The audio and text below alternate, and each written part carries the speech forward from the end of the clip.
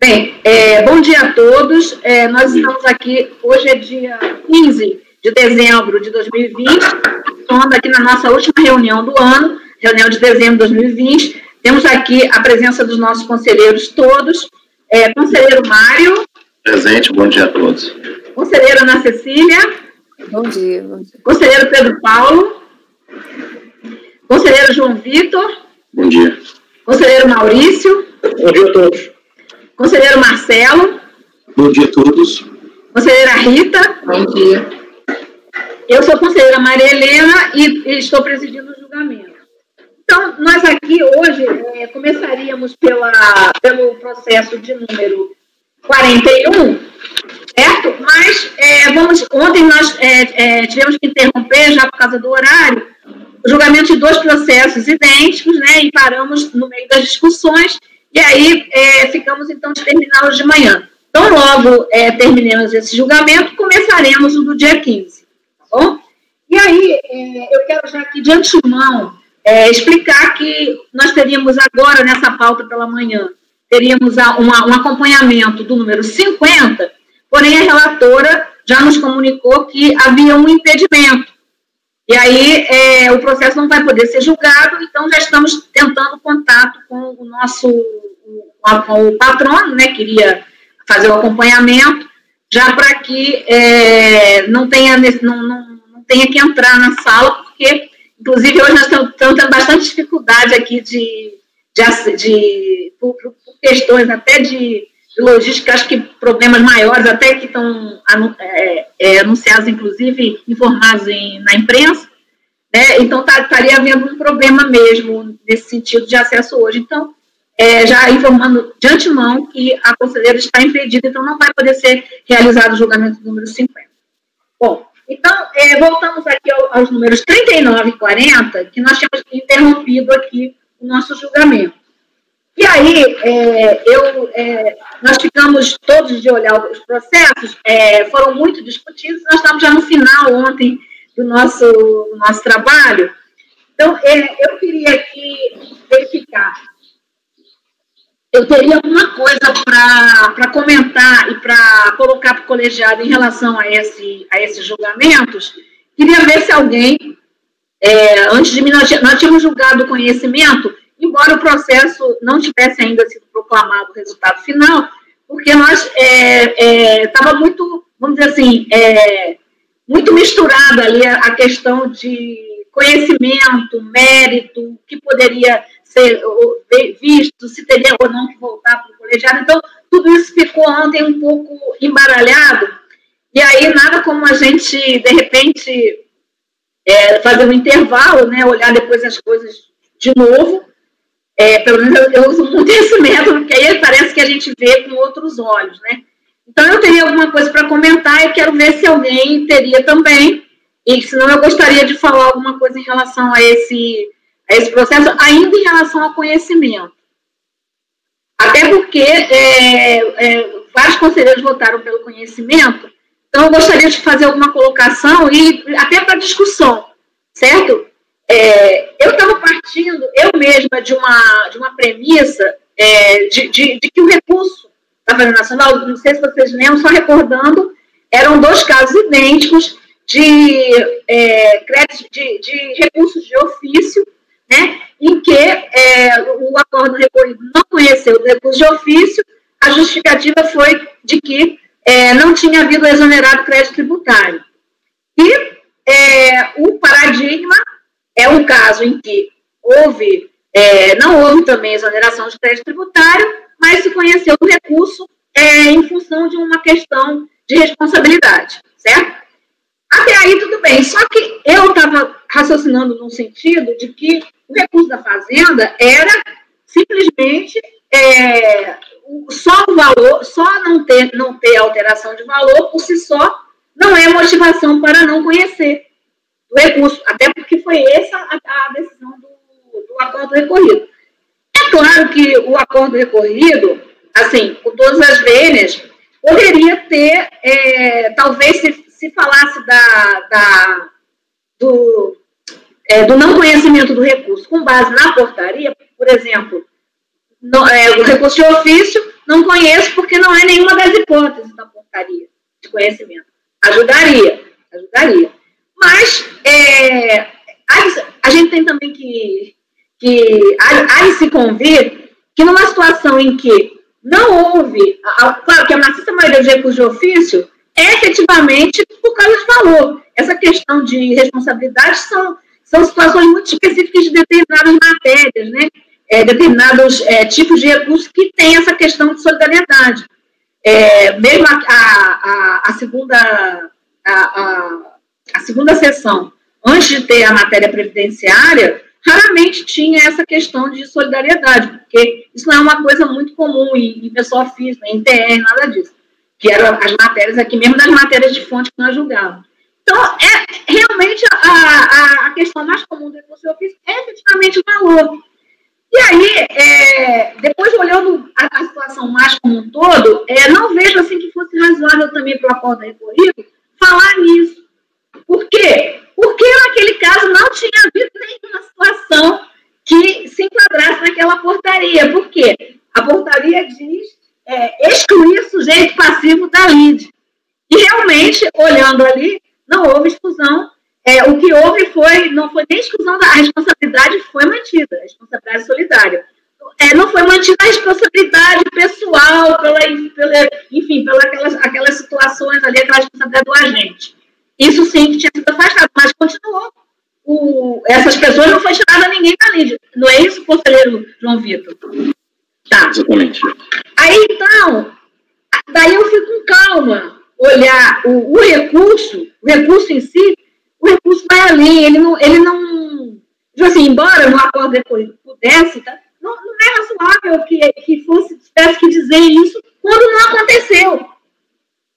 Quando nem se cogitou disso, até porque era uma hipótese nova da portaria, né? Eu acho que portaria nenhuma anterior trouxe. Essa portaria trouxe exatamente porque na prática se fazia isso.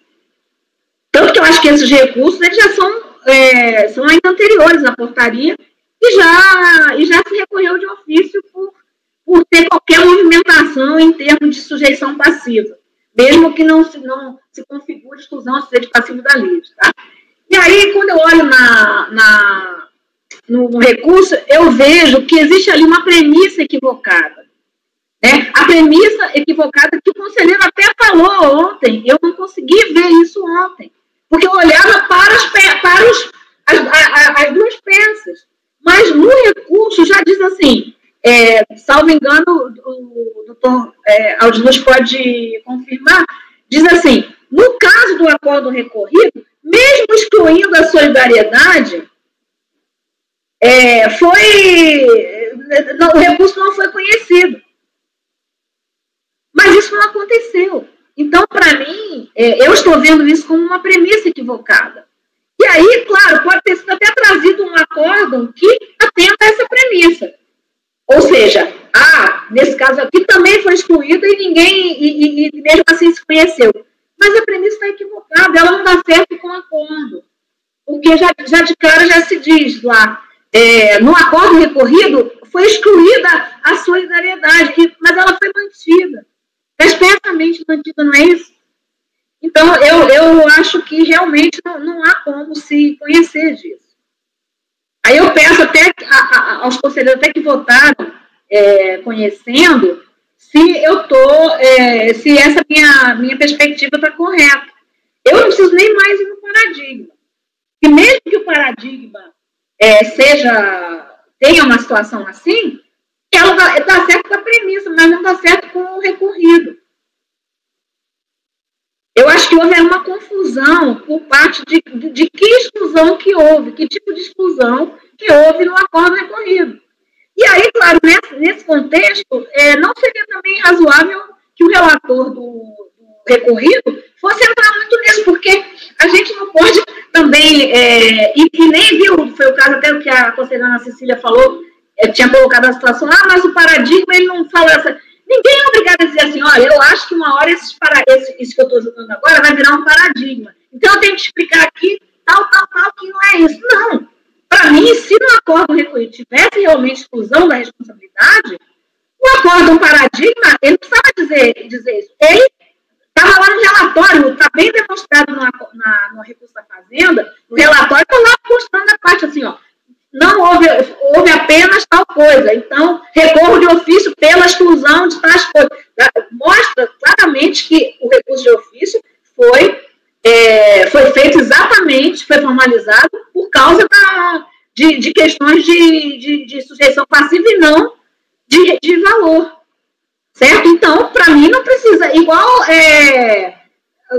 gente tem, às vezes, é uma analogia que eu faço, que às vezes se busca, de repente, um pré-questionamento no paradigma. Não existe isso. Não existe essa exigência. Então, às vezes, assim, o Acordo Recurso aplicou aquela anistia de 2015. Aí o Acordo o paradigma, assim, para nós, às vezes, é uma situação tão absurda aplicar aquilo, que ninguém não passa nem pela cabeça de ninguém, que aquilo vai ser aplicado aqui no CARF, no nosso. Então, não precisa dizer assim, olha, eu aqui acho que alguém vai imaginar que tem que aplicar essa lei aqui, essa anistia. Então, eu já vou dizer que não cabe. Não existe isso. Basta, para mim, basta, para nós aqui, nós já decidimos assim, aqui nesse colegiado, várias vezes, que o paradigma seja posterior à lei.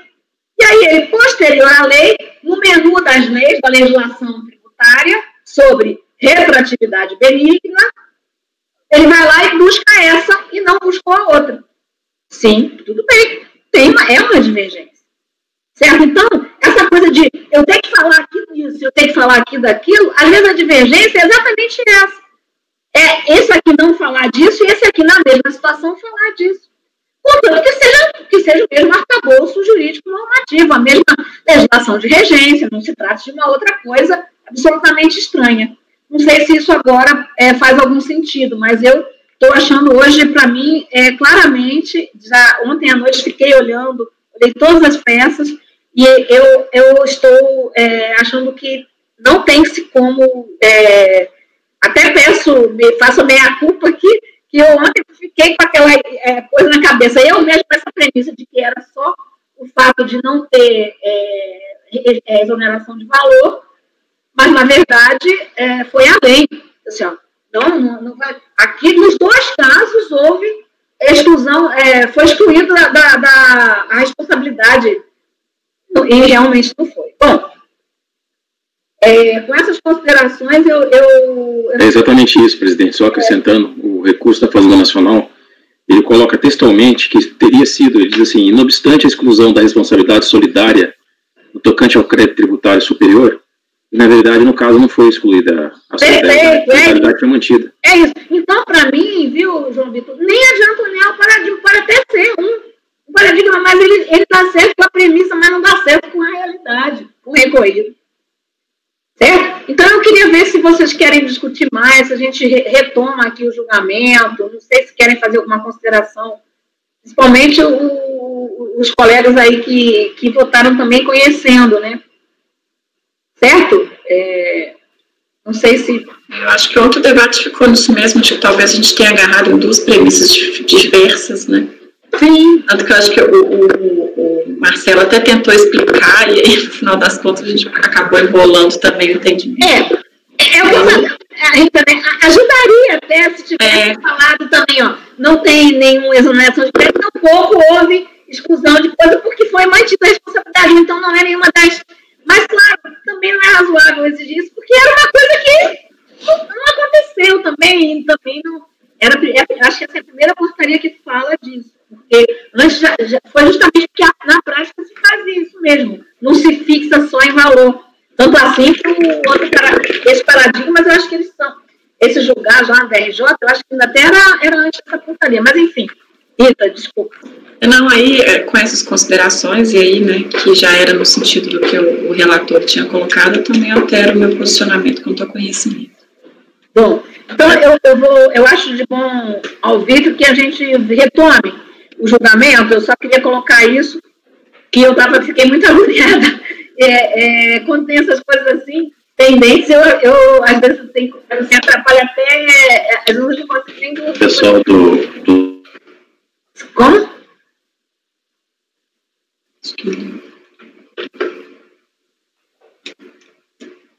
Foi iniciada a gravação? Já foi, né? Foi. É alguma coisa, Mário? Não, só estava conversando aqui sobre o problema que tinha dado para acessar a plataforma, mas já concluí. Elaine, quem resolveu foi a Natália, viu? Não, é a Super Natália. A nossa coordenadora, como um presente sempre que veio aqui olhar em loco se nós estamos bem. Obrigada, Elaine. Beijo. Presidente, eu ontem, pela discussão, realmente não tinha percebido essa questão da premissa. Minha ideia era conhecer e negar provimento ao recurso, porque realmente aquelas premissas que existem na portaria, elas não estavam atendidas lá, sobretudo no que diz respeito à exclusão da solidariedade, né? Então, a princípio, o que eu pensava era em votar dessa forma, mas feitos esses esclarecimentos, não vejo problema nenhum, e eu acho que o mais sensato é não conhecer mesmo. Então, eu estou acompanhando. Conselheiro Ana Cecília já tinha não conhecido, né? Sim, já tinha. Eu vou manter o voto. Vou manter o voto com relação ao conhecimento. Ontem a gente já discutiu bastante essa matéria, eu entendo realmente que não tem como conhecer, não. Por todas as razões que foram colocadas, eu ainda enxergo outras razões, mas por tudo que foi tanto mencionado pelo relator, como agora acrescentado pela presidente, também pela análise que eu já tinha feito, eu vejo que não tem como conhecer mesmo. Conselheiro Pedro Paulo, tem alguma coisa a acrescentar? É só ligar o microfone, Pedro Paulo. Eu já tinha votado pelo não conhecimento, por causa da diferença fática. Eu mesmo estava analisando, e foi esse o raciocínio que eu fiz. E se eu estivesse julgando o mérito do paradigma, eu daria provimento ao recurso da Fazenda. Se eu estivesse julgando o mérito do recorrido, eu não daria. Certo?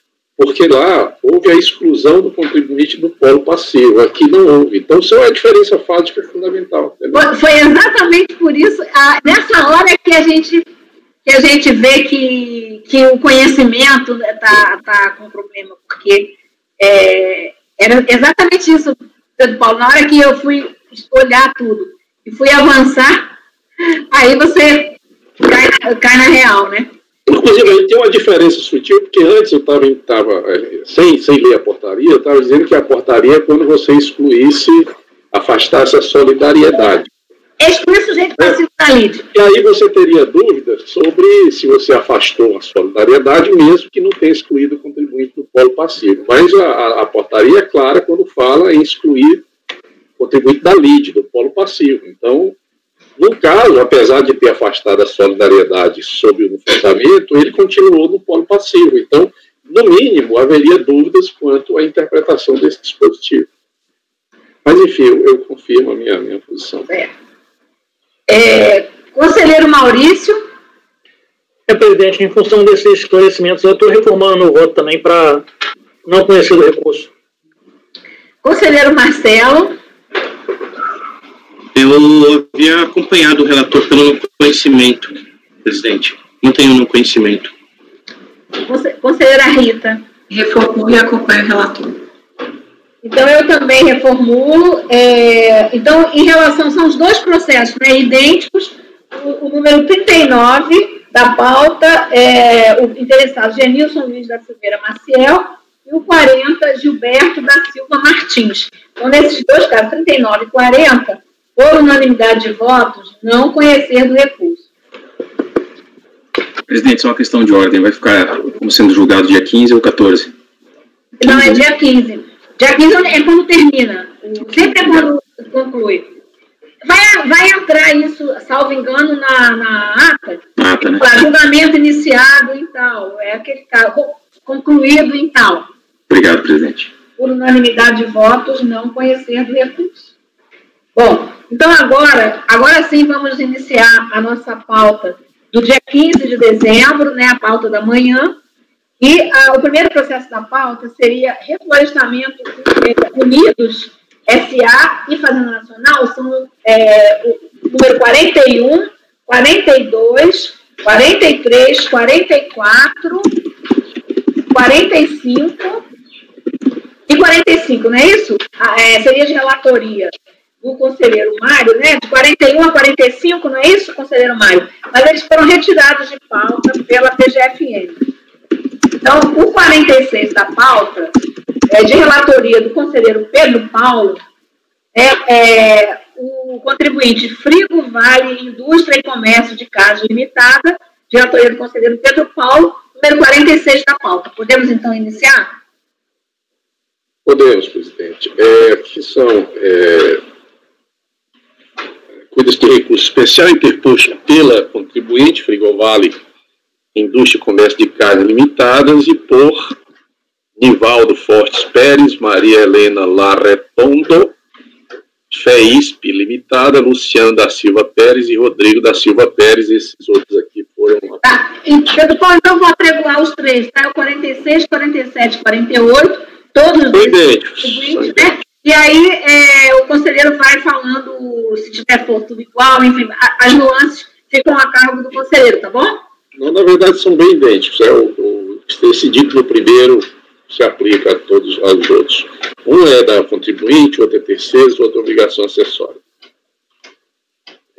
Então, são contra esses contribuintes, esses últimos apontados na autuação como responsáveis solidários, quanto o acórdão tal, né, proferido em 2013, aí eu transcrevo aqui o dispositivo e a ementa. Eu estou passando aqui. O recurso da contribuinte, Frigovale Indústria e Comércio Limitada, e dos responsáveis solidários, Nivaldo, FEISP, Luciana e Rodrigo, visam rediscutir a seguinte matéria: comercialização da produção rural adquirida de pessoa física devida por subrogação. Em exame preliminar de admissibilidade, deu seguimento ao recurso. Em suas razões, o contribuinte aduz, em síntese, que o Supremo Tribunal Federal expressamente declarou a inconstitucionalidade da subrogação, prevista no inciso 4º do artigo 30 da Lei 8.212, que não cabe ao julgador administrativo deixar de aplicar o dispositivo da decisão do STF, que se o STF obste da cobrança de futuras exações decorrentes do artigo 12, incisos 5 e 7, 25, inciso 1 e 2 e 30, inciso 4 da Lei 8.212, de 91, não pode a decisão do CARF negar vigência a tais efeitos, evocando que a declaração de inconstitucionalidade expressa em julgamento de 2010 tratava de norma tacitamente revogada por lei de 2001. FEISP, Luciana e Nivaldo, Rodrigo e Nivaldo, trazem sim das mesmas alegações do contribuinte, acima resumidas, e enfatizam que seria o caso de aplicação do artigo 62A do RICAF, pois se trata de decisão do STF, REB 363582, Minas Gerais, conferida com repercussão geral. O recurso interposto por Maria Helena Larretondo visa rediscutir a seguinte matéria: responsabilidade solidária. Em suas razões, a recorrente aduz, em síntese, que o lançamento objeto desse processo, quanto à sua suposta responsabilidade solidária, foi feito com base em provas emprestadas de processo da empresa Rio Preto Abatedouro de Bovinos Limitada, e que, segundo o PAF tal, não haveria prova de seu interesse comum com o fato gerador da obrigação objeto do lançamento. Porque se não tinha interesse comum com a empresa Rio Preto, também não teria interesse comum com a Frigovale.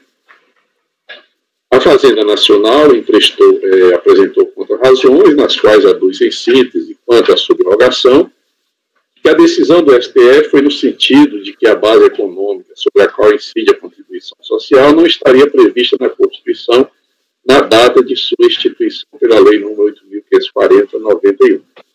Que a decisão do STF foi de que teria havido afronta à Constituição, aspas, até que a legislação nova, arrimada na emenda constitucional número 20, venha instituir a contribuição, fecho aspas.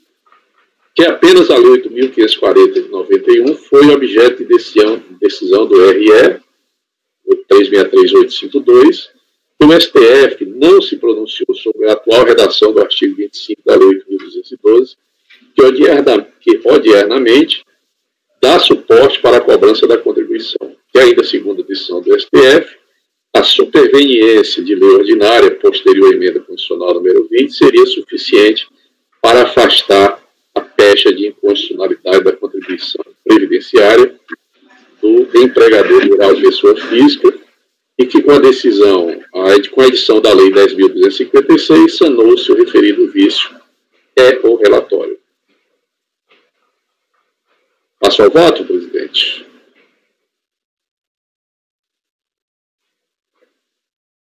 Pergunto se tem alguma questão, se o conselheiro pode passar o voto? Pode ser? Então, pois não, Pedro Paulo.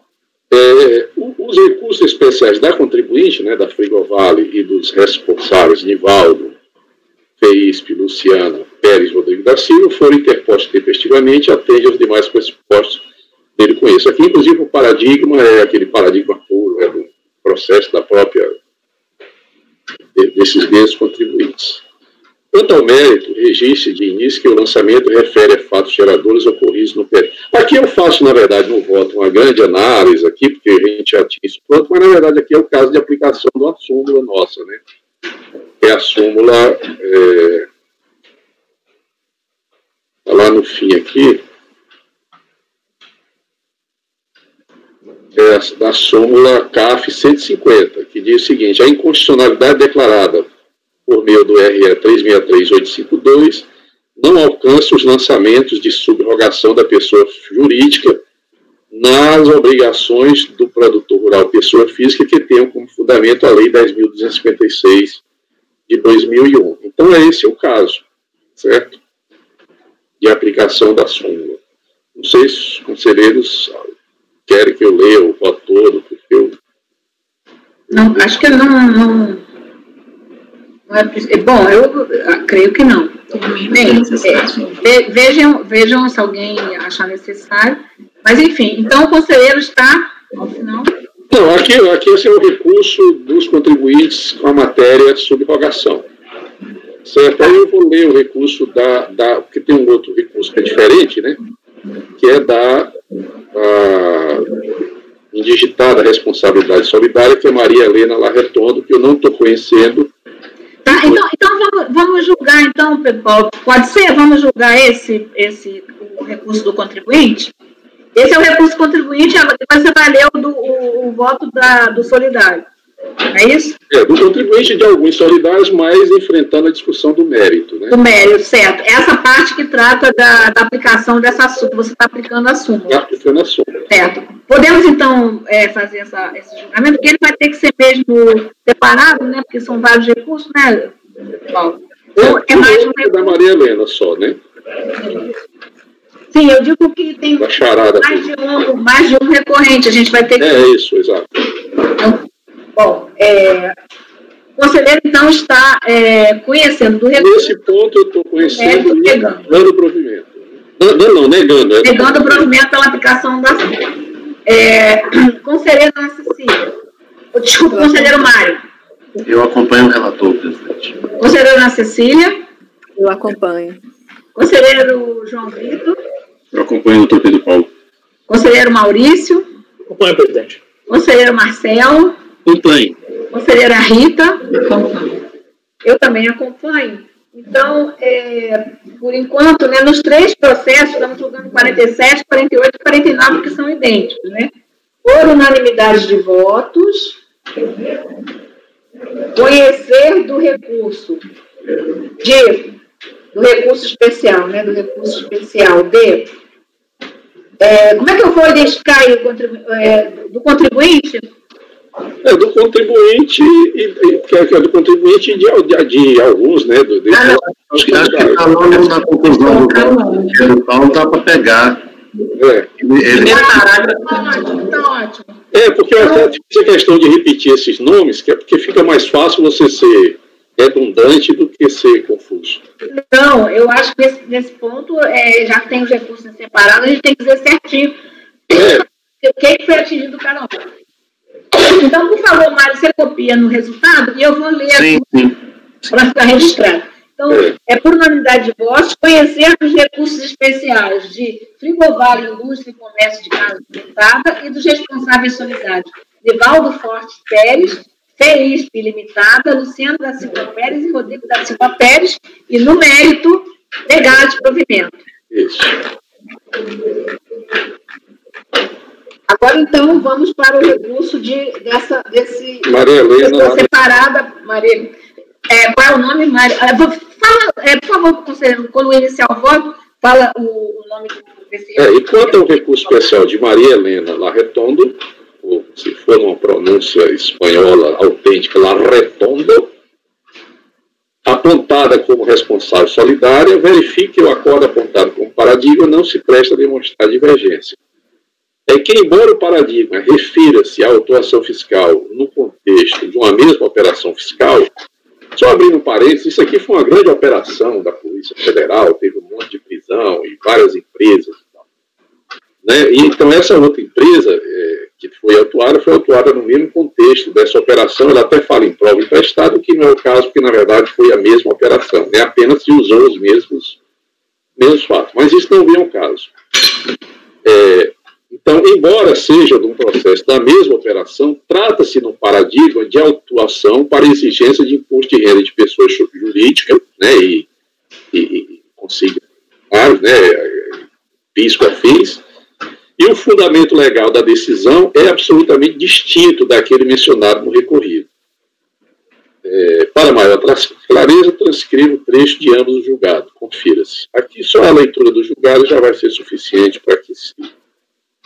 O acordo recorrido é de grupo econômico, certo? Que é no caso de contribuição social, e diz assim: mostra-se ao viçareiro repisar, a fim de nocautear qualquer dúvida ainda renitente, que a responsabilidade direta pelas obrigações decorrentes do vertente auto de infração é da empresa autuada, e que a responsabilidade solidária das pessoas arroladas no presente auto de infração decorreu única e exclusivamente da constatação pela fiscalização da existência de grupo econômico de fato.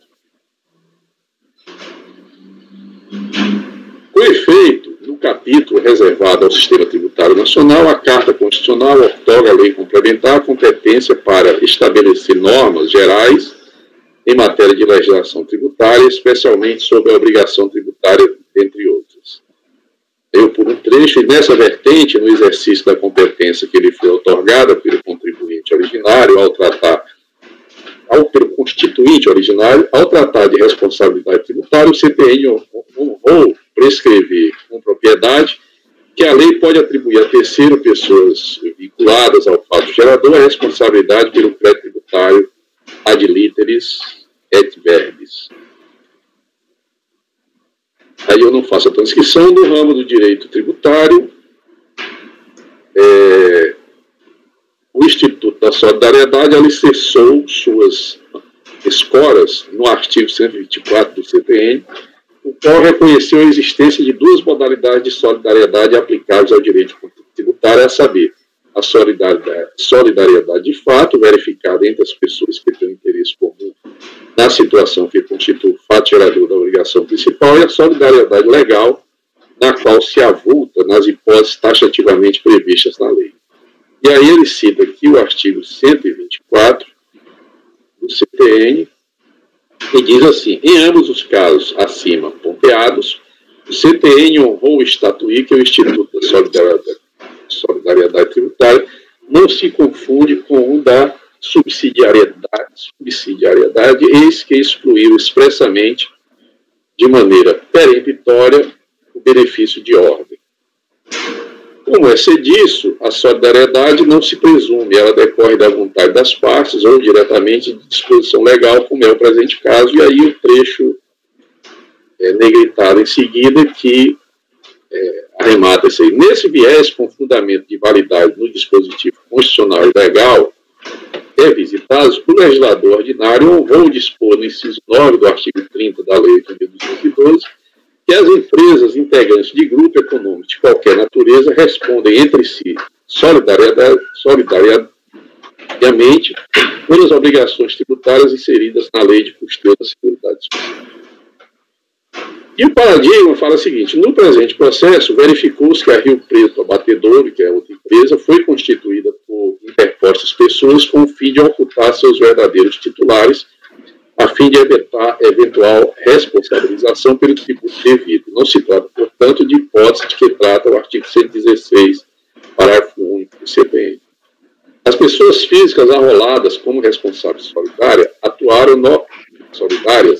atuaram dolosamente na constituição da Rio Preto Abatedores por meio de interpostas pessoas, conforme ficou comprovado dos autos. A fim de resguardar os respectivos patrimônios de eventuais execuções fiscais pelos tributos devidos pela empresa. Convém observar que o CTN, nas hipóteses em que há dolo, fraude ou simulação, faz expressa referência a essas ocorrências, como nos casos do artigo 149.7, 150, parágrafo 4 e 154, parágrafo único, não, 150, parágrafo único, 155, inciso 1 e 150, inciso 180, inciso 1. A situação contemplada no presente processo administrativo, portanto, não requer a aplicação da regra disposta no artigo 116, parágrafo 1 do CPN. Alegam os responsáveis solidários que a jurisprudência do Conselho Contribuinte firmou o entendimento de que a atribuição de responsabilidade com base no artigo 124.1 do CPN requer a prova do interesse comum na situação que constitui o fato gerador da obrigação principal. Afirma que essa prova não foi produzida no presente processo administrativo e diz: não assiste razão a recorrente. Com efeito, consta da redação do artigo 124 que é responsável solidário aquele que tiver interesse comum na situação que constitui o fato gerador. Eu vou pular aqui só para dizer o seguinte, eu vou ler o resto, já que eu li até agora. Portanto, a aplicação da regra exige a ocorrência no mundo fenomênico da hipótese contemplada. O Conselho de Contribuinte já entendeu pela possibilidade de responsabilização solidária da pessoa física na condição de verdadeiro sócio da pessoa jurídica com fundamento no 124.1 do CTN. Pelas razões de fato e de direito até aqui expostas, considero amplamente demonstrado que houve intensa migração de recursos entre essas empresas. Mais que isso, considero amplamente demonstrado que a Rio Preto Abatedouro funcionou como verdadeiro caixa geral. Portanto, diante da confusão patrimonial promovida pelas pessoas físicas apontadas como responsabilidade solidária, não apenas entre eles, mas, sobretudo, entre as empresas integrantes do grupo, resulta claro que eles controlavam as empresas do grupo, que os recursos migravam intensamente entre eles, umas suprindo as outras quando necessário, e que eles auferiram benefícios diretos e indiretos dos ilícitos praticados, inclusive adquirindo imóveis. E aí digo eu, e tratando especificamente do caso da senhora Maria Helena Larretondo, o recorrido analisou a situação de fato e concluiu pela inexistência de interesse comum. Vejamos.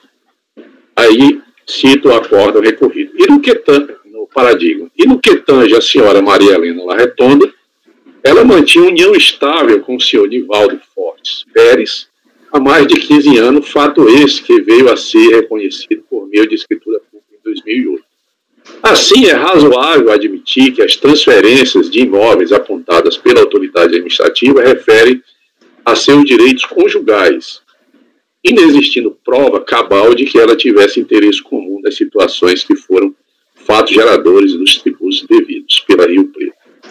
Portanto, no caso do recorrido, se entendeu pela existência de grupo econômico de fato, sendo relevante mencionar que na autuação a hora recorrente foi apontada como sócio-gerente da empresa autuada. Folha 54. Já no paradigma, o que se analisou foi a existência ou não de interesse comum na situação que constitui o fato gerador. Então, nessas condições, penso que não restou demonstrada. Na verdade, os fundamentos legais para a imputação da responsabilidade solidária, no paradigma é um, no recorrido é outro. Portanto, não há demonstração de divergência, por isso que eu não estou conhecendo o recurso dessa contribuinte, da Maria Helena Larretondo. Tá sem voz. Posso tomar os votos? Bom, então o conselheiro não está conhecendo do recurso de Maria Helena Larreton. Conselheiro Mário. Eu acompanho o relator. Conselheira Ana Cecília. Acompanho também. Parece até que há uma certa convergência de entendimentos, porque quando reconheceu a comprovação do interesse comum, né, então reconheceu-se a solidariedade. Quando identificada na outra situação que não houve interesse comum, foi afastado. Então parece que há uma convergência e não uma divergência jurisprudencial. Vou acompanhar. Conselheiro João Vitor. Eu também acompanho. Conselheiro Maurício. Acompanho, presidente. Conselheiro Marcelo. Acompanho. Conselheira Rita. E os dispositivos também são distintos, né? São distintos. Um é 124, o outro, ele, com base no CPN, reporta a 812 do grupo econômico. Acompanho o relator. Eu também acompanho o relator. E aí, então, continuando assim, acordam ainda, né? A gente faz outra, né, Mário? Desse jeito. Acordam ainda, por unanimidade de votos, em não conhecer o recurso de Maria Helena Larreton. Bom, agora então...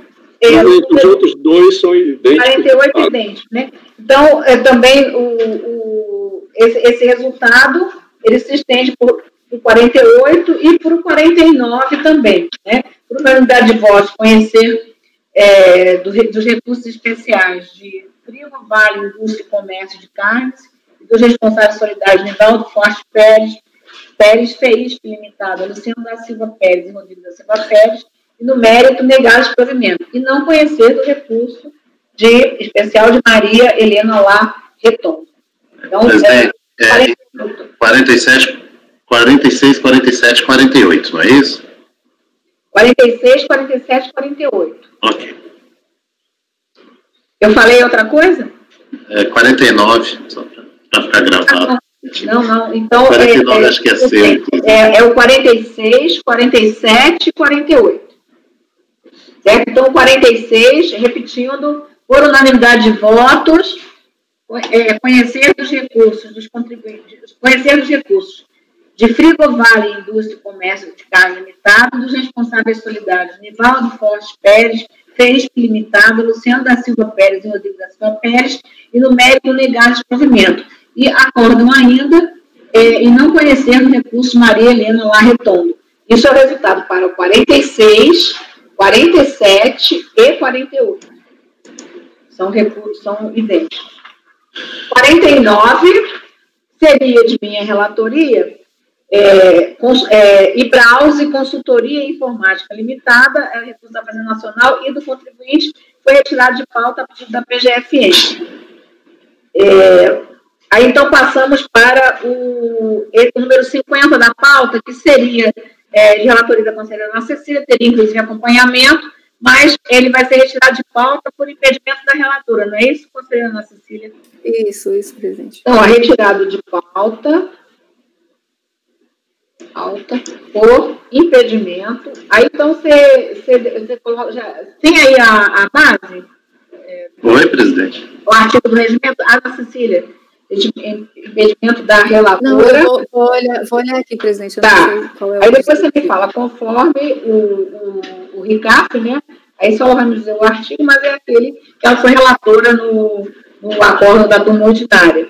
Então, o processo sairá com despacho. Sempre a gente tem, sairá com despacho. Viu, Ana Cecília? Depois que for liberada a ata, né, que for liberado o processo, aí então você faz o despacho para devolução para sorteio. Agora, então, o número 51 da pauta, de relatoria também da conselheira Ana Cecília, não é isso? O recorrente, Concepto Serviços Educacionais Limitada. Podemos iniciar. Eu estava procurando a disposição. Depois eu continuo, só para completar aqui. Mas a gente já disse, já fiz a descrição do espaço, aí só falta o embasamento legal. Mas depois você me fala. Ok. Aqui a gente tem um recurso especial interposto pelo sujeito passivo. A matéria que subiu para discussão é a questão da multa de ofício agravada. Aqui eu colaciono os argumentos da recorrente, vou fazer uma leitura rápida porque são bem sintéticos. Ela aduz em síntese que todas as bases de cálculo das contribuições e respectivos acréscimos legais correspondentes aos autos de infração se basearam unicamente em informações prestadas à Receita Federal pelo próprio sujeito passivo, ora recorrente, voluntariamente antes do início do procedimento, ou em atendimento às intimações durante a auditoria fiscal. A recorrente realmente não apresentou contabilidade porque lhe era impossível fazê-lo, uma vez que não possuía, pois trata de uma pequena sociedade empresarial destituída de escrituração contábil. A melhor interpretação de dispositivos legais que versam sobre agravamento da multa de ofício é que está em linha com os acórdãos, citados, no sentido de que o cabimento se restringe a situações nas quais os esclarecimentos são imprescindíveis à convicção fiscal e o sujeito passivo se nega a colaborar com a autoridade fiscal, que não foi o caso. Não podem prosperar as multas aplicadas no tocante ao agravamento. Aí, a Procuradoria da Fazenda Nacional apresentou contrarrazões e aduziu o seguinte: a decisão recorrida considerou pertinente o agravamento da multa, pautada na constatação de grave conduta do contribuinte que deixou de apresentar documentos de esclarecimento à autoridade fiscal. É disso que a norma, ao determinar agravamento, não exige demonstração de prejuízo para a imposição do percentual ali discriminado. Resta evidente que a norma pretende punir o contribuinte que não colabora com o fisco, consubstanciando materialização do princípio da igualdade. O auditor fiscal do auto de infração em termos de verificação fiscal descreveu detalhadamente o procedimento que culminou com o agravamento da multa, indicando as solicitações realizadas em intimações efetuadas pelo fisco. Então, não ficou comprovado no feito um motivo de força maior que impedisse o contribuinte de atender às intimações fiscais tempestivamente. E o agravamento da multa deve prevalecer, entendimento exarado no acórdão recorrido, uma vez que se mostra correto o procedimento adotado pela autoridade fiscal em razão pela qual o lançamento deve ser mantido. Então, abaixo eu só menciono que teve interposição de recurso especial também do responsável solidário, menciono aqui o nome, mas não foi admitido, como se observa das folhas 365 e seguintes. Aqui a gente tem uma matéria que é reiterada, a gente já discutiu bastante, sobre a questão do agravamento da multa pela falta de atendimento das intimações.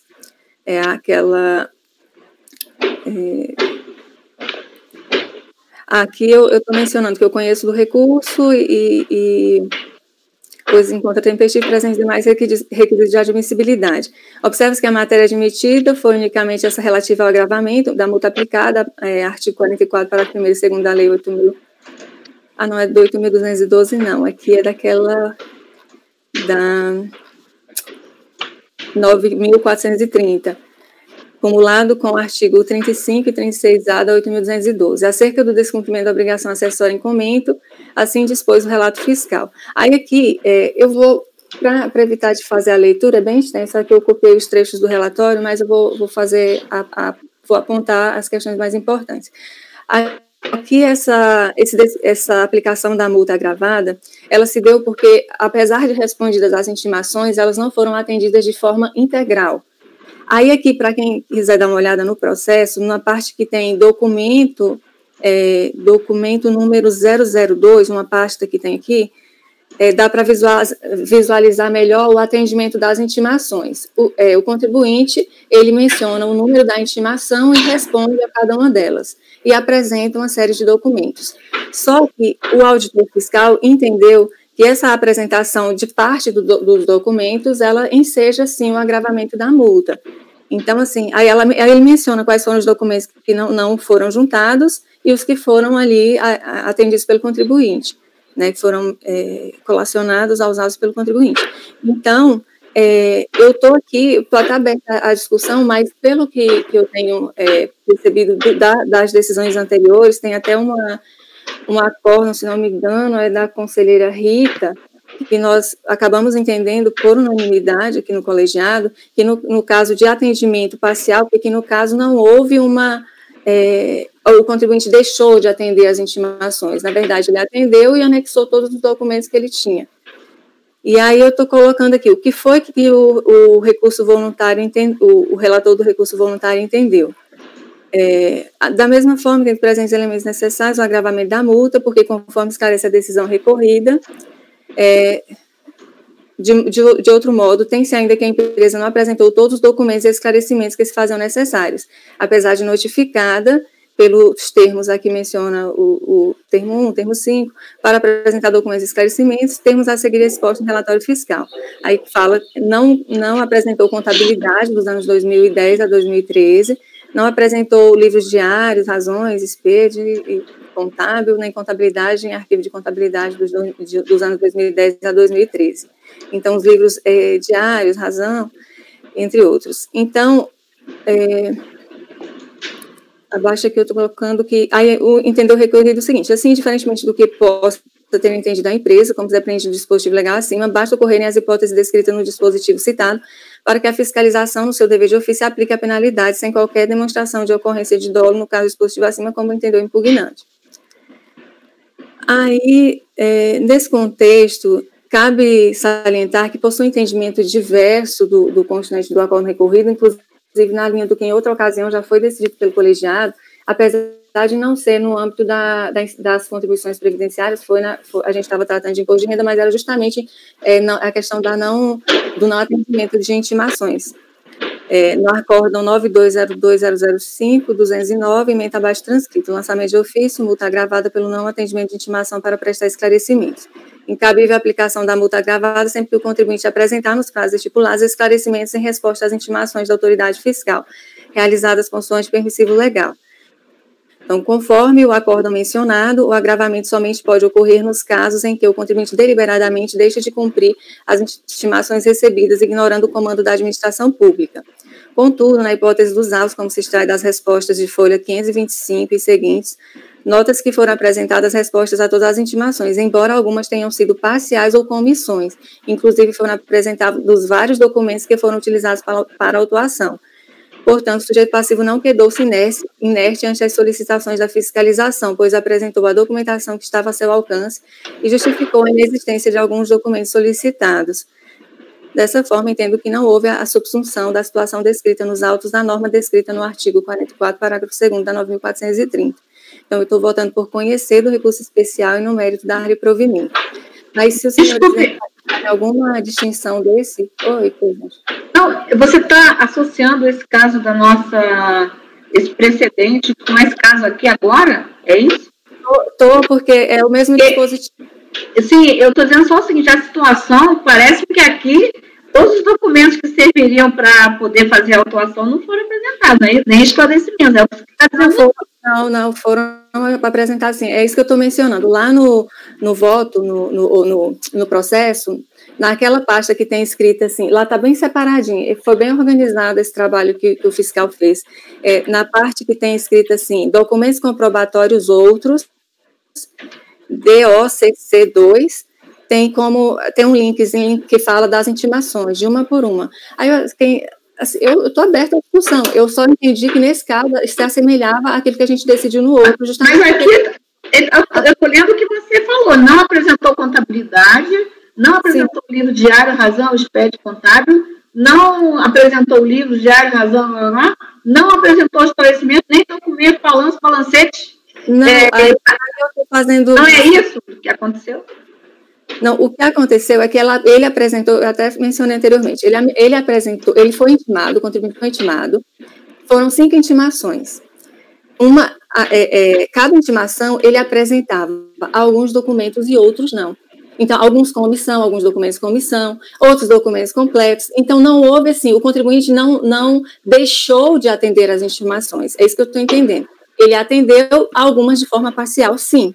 Conforme está até nesse documento que eu estou mencionando, aí no DOC 2, ele tem de um por um. O contribuinte atendeu todas as intimações, inclusive os atendimentos, ele menciona a qual se refere cada um das respostas que ele está apresentando. Só que houve essa falha, sim. Tanto que nesse outro acórdão que eu estou mencionando aí, o que ficou consignado lá, nesse 92, deixa eu só ver aqui de cima, 92.02.005.209, foi justamente isso, que quando o contribuinte apresentar, a decisão lá foi a seguinte, quando o contribuinte apresentar atender às intimações, embora com omissões ou imparciais, isso não enseja a aplicação da multa agravada.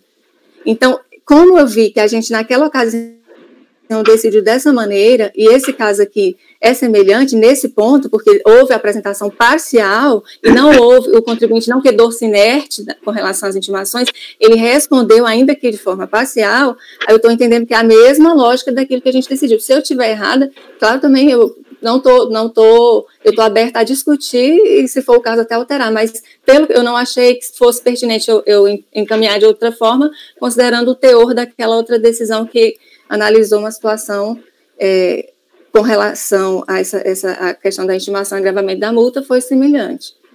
Aí, dependendo da discussão, eu posso até reavaliar, mas a que eu entendi até o momento foi isso. É por isso que até eu mencionei esse documento número 2 que tem aí no processo, porque se alguém identificar que de forma diferente, apreciar de forma diferente, a gente discute, se for o caso, do outro encaminhamento, porque a princípio me pareceu ser uma situação absolutamente idêntica. Cecília, eu queria só entender, até para fim de conhecimento, a razão do agravamento da multa no recorrido. Eu comecei a ler aqui o recurso do contribuinte e me perdi aqui porque o recurso do contribuinte, ele fala o seguinte, ele fala... Só para falar, porque no recurso do contribuinte, os dois paradigmas, a gente está falando só da multa agravada, né? Porque tem multa qualificada e agravada. Uhum. Ele fala que o não atendimento, né, de parte das intimações não justifica o atendimento da multa agravada, mas ele sempre, e complementa falando, desde que haja outros elementos suficientes para a lavratura do crédito. O recorrido faz alguma distinção nesse sentido? Uhum.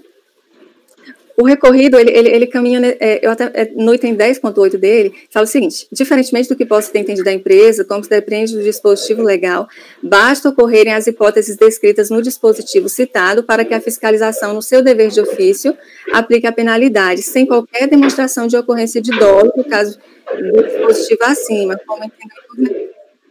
Então, mas aí a questão é obstaculização da fiscalização, né? Não é nem dolo. Dolo eu acho que nenhum deles exige mesmo. É só as dificuldades provocadas pelo fato de não apresentar determinados documentos. Mas aí o recorrido, ele entendeu que não, ele afastou a necessidade de comprovação de dolo.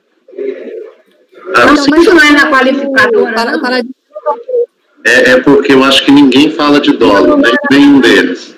Não é na qualificadora, isso? O dolo geralmente se discute na qualificadora. Mas o acordo recorrido mencionou aqui no agravamento, quando ele fala do agravamento.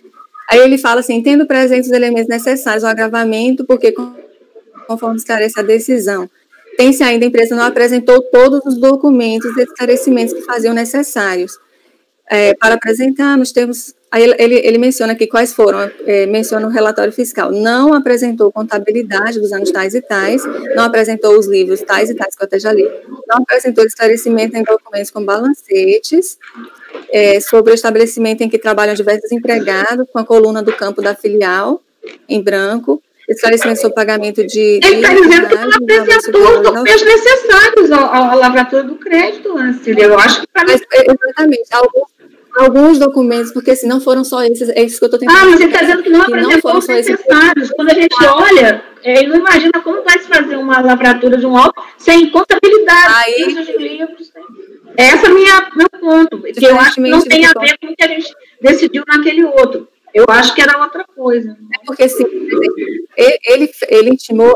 Eu li só a parte do que estava faltando, eu não li o que foi apresentado. Porque, assim, a intimação, ela foi para a apresentação de vários documentos. Uns foram apresentados e outros não.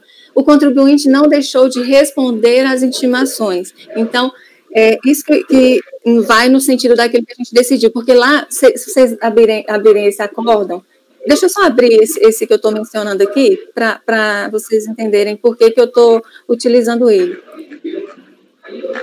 Mas eu acho até que a Rita tem uma questão anterior, que é de conhecimento. Sim, eu gostaria de ver isso, Rita, também. Essa questão do conhecimento. Você tem alguma coisa para colocar? Não, eu estou olhando aqui os paradigmas e entendendo um pouquinho do próprio lançamento. Sabe onde está o relatório fiscal? Sim, tanto documento aqui. Sim, deixa eu só confirmar se está nesse mesmo que eu falei, se é o DOC 2 ou se é o outro.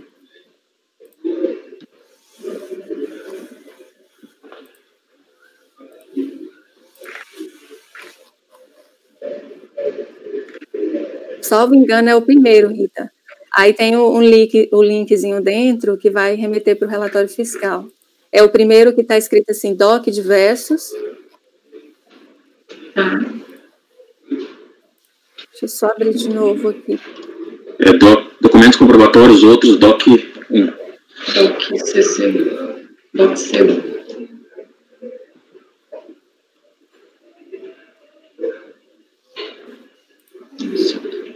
Foi arbitramento nesse caso?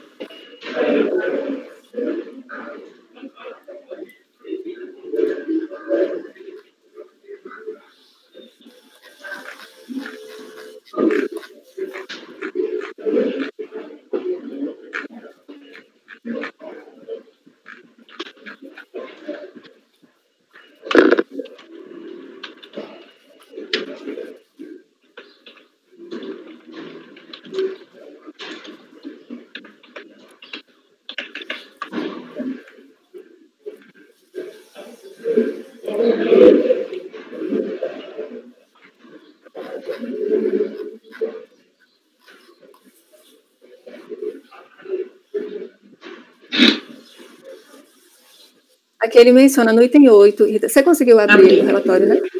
Ele menciona que a empresa apresentou a fiscalização apenas parte dos documentos e esclarecimentos notificados. Não apresentou os dados contábeis em arquivo digital. Apresentou documentos sobre seus trabalhadores, folhas de pagamentos com seus empregados do ano de 2000 do mês 8 de 2010 a 13 de 2013, folhas de arquivos digitais com alguns erros e omissões, recibos aí que ele menciona na numeração, e foram juntados aos processos administrativos documentos e dados utilizados nos levantamentos de débitos, dentre os quais destacam-se recibos assinados com apropriação em débito quantitativo de defeito por competência, exemplos de defeito alterados, inclusive, após a notificação fiscal, esclarecimentos prestados pela empresa, notificação fiscal, listagem de débitos, com o nome dos segurados, seu salário de contribuição e contribuição devida por cada segurado.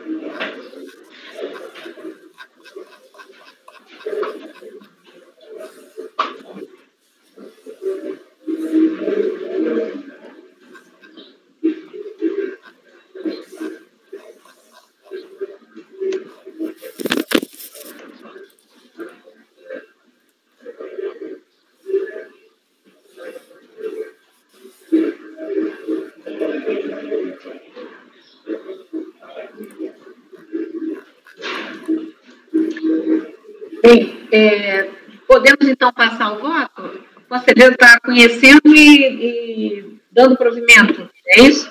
Conselheira Ana Cecília. Estou, presidente. Eu não sei se a Rita vai levantar a questão de conhecimento. Quer olhar mais? Alguém quer olhar mais? Porque quando a gente discute a questão do agravamento da multa no imposto de renda, a gente sempre leva em consideração essa ponderação que o João fez aí de o não... Né, nos casos do não atendimento das intimações, se é feito o arbitramento, a gente entende, né, que aí a multa talvez seja desnecessária, uma vez que o contribuinte ele mesmo vai ser prejudicado e foi possível fazer a lavratura do auto sem a necessidade de circularizar informações. Aí aqui eu só queria ter essa certeza, só que eu não estou conseguindo entender qual foi a base. O contribuinte está fazendo um recurso especial que ele não apresentou a contabilidade porque ele não tinha, porque era uma empresa pequena e ele não tinha, é o que ele está dizendo. Aí, óbvio, se não tinha contabilidade, tem que ter sido arbitrado, certo? Creio que teria que ter sido feito o arbitramento.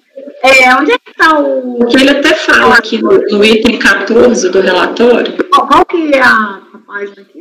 É porque aqui é contribuição previdenciária, não é? Sim. A contribuição previdenciária. Aí, assim, possivelmente o Fischer tentou pegar a informação da folha de pagamento na contabilidade, aí ele não apresentou, né? Agora, o tipo lá da multa, lá, o parágrafo 2º lá do artigo 44, ele fala em prestar esclarecimentos, né?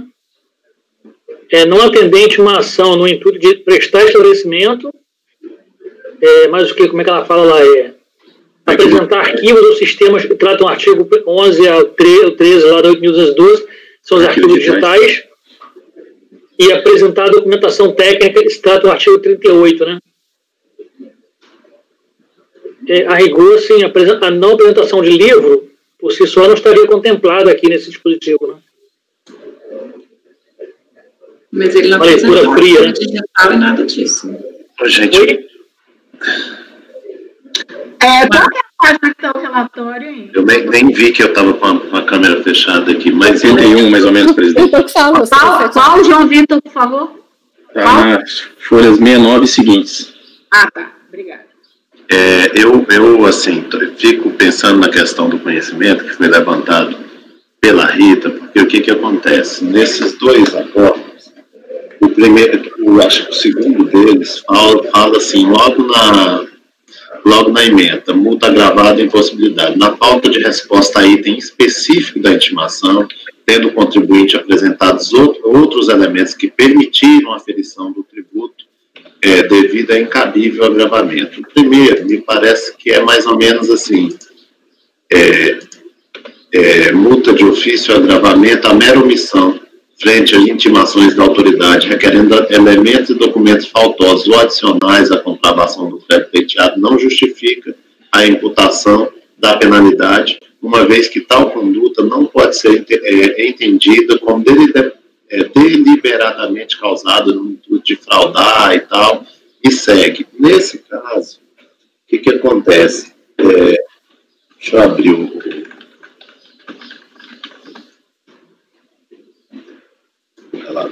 relatório não. Me parece que acontece das alegações do contribuinte, e isso deve estar lá no relatório fiscal também, alega recorrente, eu estou no recorrido, ausentes dos pressupostos para agravamento e qualificação das multas aplicadas. Isso porque, segundo ele, no período fiscalizado, não havia um único empregado sem registro e tal, nem qualquer parcela de rendimentos fora de folha de pagamento, RAIS ou DIF. Ressalta ainda que a administração tributária teve como fonte para o lançamento unicamente as informações prestadas pela própria fiscalizadas após o início do procedimento nesses documentos, DIF, RAIS e GFIP. Tirando o GFIP, a DIF e a RAIS são documentos que que a fiscalização teve que buscar fora ali do procedimento fiscal, principalmente a RAIS, que é um documento até muito complicado de se utilizar para poder efetuar o lançamento. Então, me parece que nos paradigmas não aconteceu exatamente isso, que aqueles documentos apresentados ao contribuinte teriam sido suficientes, embora que não se tenha feito a questão da aferição indireta, porque a fiscalização foi atrás da RAIS para poder fazer. A RAIS não é nem um documento que se entrega para o... A RAIS é um documento encaminhado para o Ministério do Trabalho, para o ex-Ministério do Trabalho, se não me engano. Então, a fiscalização teve que lançar mão de elementos para fazer a comparação e apurar a base de cálculo da contribuição, que foi, inclusive, contestada pelo contribuinte. Eu não sei se isso seria, na visão de vocês, algum óbice ao conhecimento em razão do que nós temos consignados nos acórdãos paradigmas.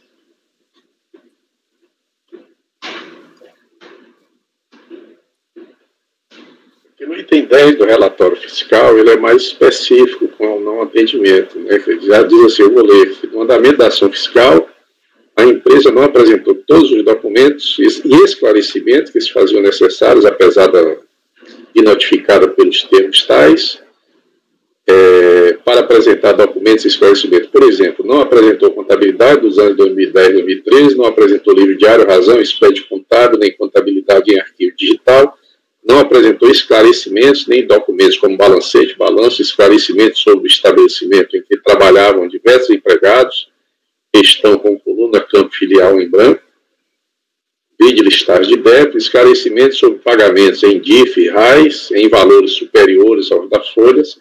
Aqui são alguns elementos desse aqui que são essenciais para a correta apuração do crédito tributário.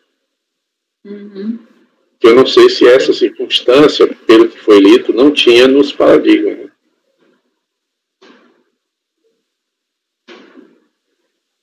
Os paradigmas aparentemente tinha, embora não tenha sido apresentado tudo, mas tinha, eles dizem que tem. Eu acho que não tem toda essa... paradigma, mas o problema é que o acordo... Ele não faz... O primeiro paradigma, ele parece que ele só foi uma falta de esclarecimento, mas que foram apresentadas as declarações, ou seja, os documentos solicitados pelo fisco, que ele menciona que foram apresentados.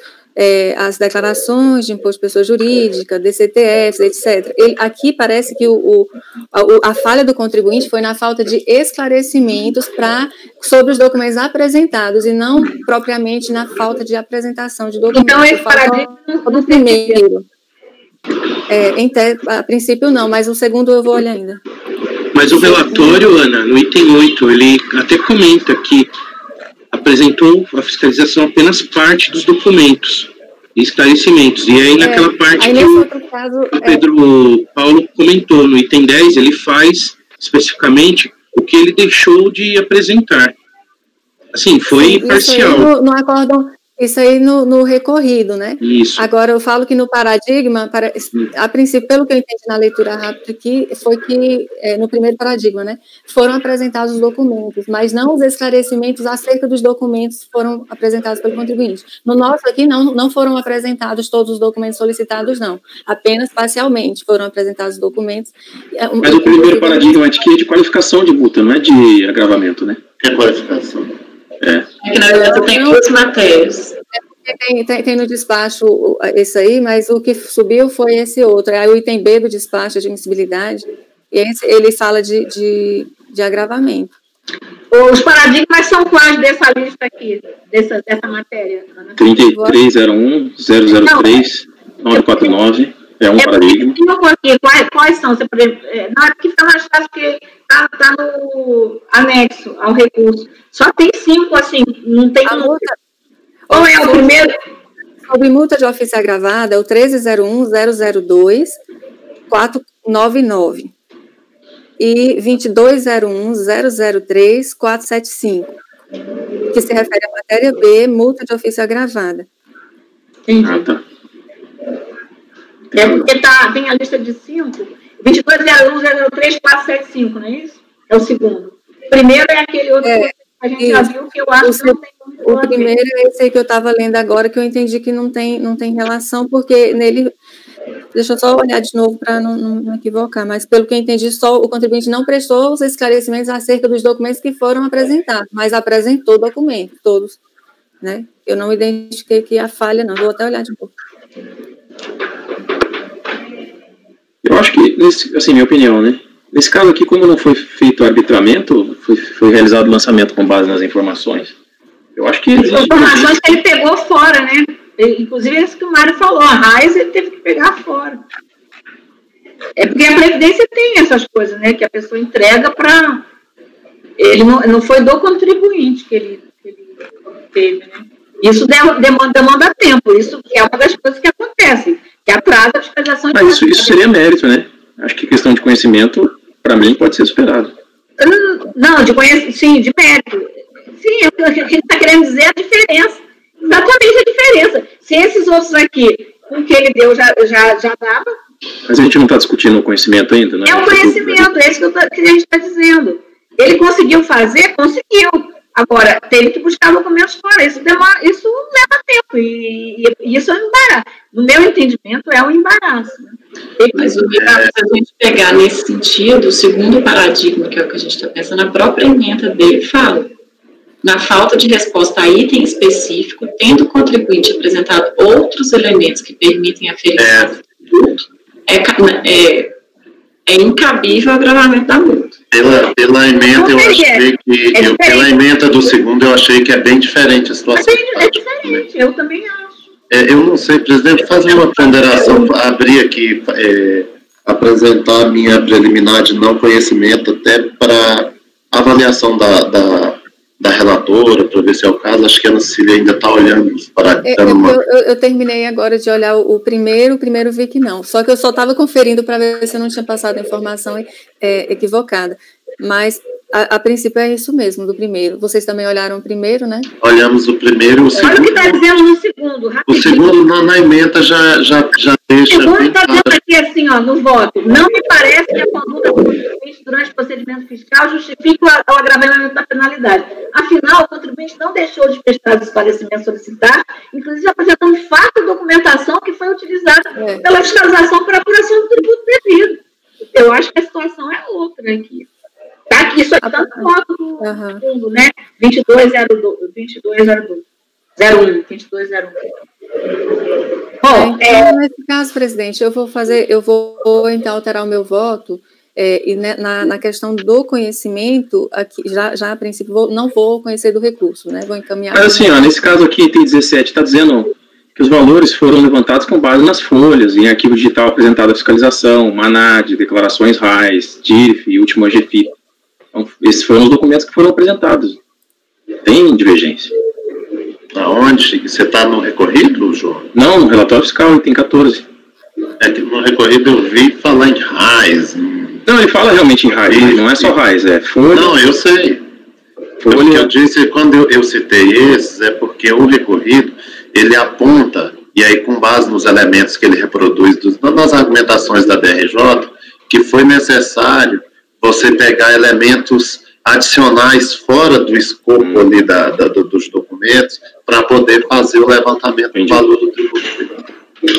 Entendi. E tem um outro ponto também, deixa eu só ver se... Porque o acordo da DRJ, ele vem explicando que a multa gravada, ela foi agravada em razão tanto da ausência, né, da conduta de prestar esclarecimentos, também pelo inciso 2, que foi a falta de apresentar os arquivos ou sistemas de que trata a lei, que é aquela parte que o Maurício tinha lido. Aí o acordo recorrido, pelo que eu estou entendendo, ele só está reproduzindo os argumentos da DRJ.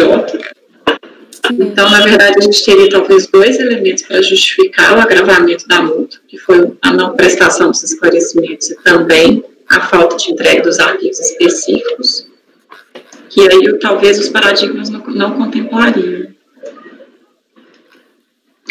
Esse aqui está dizendo, é o que está dizendo no voto, eu acabei de ler, né? Afinal, o contribuinte não deixou de prestar esclarecimentos, ele está inclusive apresentando fato de documentação que foi utilizada pela fiscalização para apuração do tributo devido. Bem, então vamos ver então qual é o encaminhamento, por favor, conselheiro.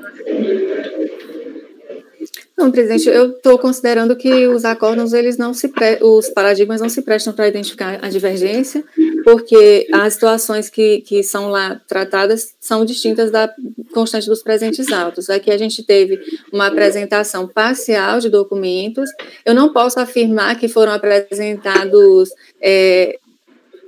substancialmente os documentos principais, porque aqui o relatório me aponta uma série de documentos relevantes que não foram apresentados, então, ao contrário do que indica esse outro segundo paradigma, eu não tenho como fazer essa inferência de que aqui foram apresentados boa parte dos documentos essenciais, que, na verdade, pelo que eu vejo do relatório, não foi isso que aconteceu.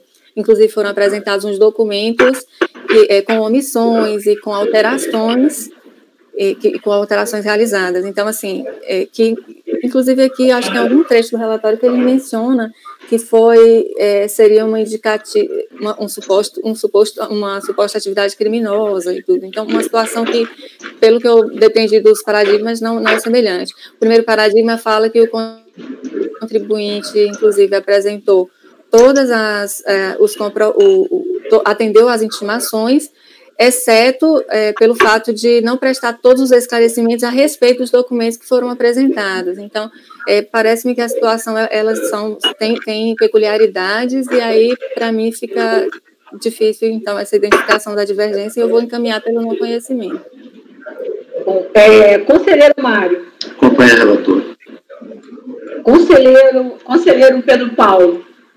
Eu também acompanho, presidente. Esse tipo de situação sempre a gente vai ter que analisar com cuidado, porque essa questão do agravamento sempre depende de circunstâncias específicas de cada caso, né, que envolve uma avaliação tanto da autoridade fiscal quanto de quem tem que julgar, né?